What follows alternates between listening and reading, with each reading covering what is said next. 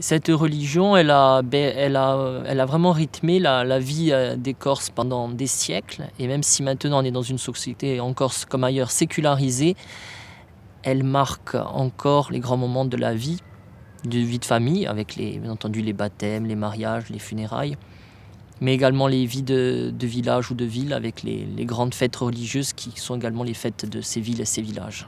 Notre clergé à nous, le grand clergé, le clergé populaire, c'était le clergé franciscain. Et eux, effectivement, je dirais, pour une fois, les Corses ont vu arriver des gens qui ne leur prenaient rien, mais qui leur donnaient tout. Donc, ça a changé, quoi. Donc, et à partir de ce moment-là, effectivement, quand il a été un petit peu le clergé officiel, surtout dans les campagnes. Les franciscains savaient faire la part des choses. Ils savaient composer avec la vieille musique des Corses. Ils ont fait de très belles choses. Mais ils comprenaient aussi le peuple. Et ça, je dirais, et dans toutes les révoltes populaires des Corses, on trouve des franciscains, jusque dans la Résistance. Il y a eu des franciscains fusillés ici. Hein. Bon. Donc on ne peut pas... nous y sommes très attachés. On ne va pas connaître en Corse les troubles anticléricaux qui ont pu avoir lieu sur le continent, parce que c'est une histoire différente avec un clergé très proche de la population.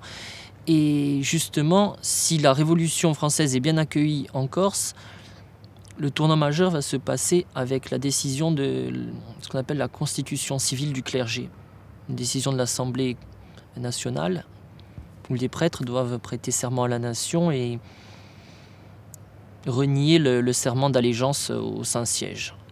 Les prêtres de Corse vont refuser et c'est la population là, qui va s'en prendre aux commissaires de la Révolution qui sont présents en Corse. Et je pense que là, il y a un trait de l'histoire de la Corse qui peut-être, malheureusement, est en train de changer actuellement, mais qui s'est maintenu jusqu'à nos jours.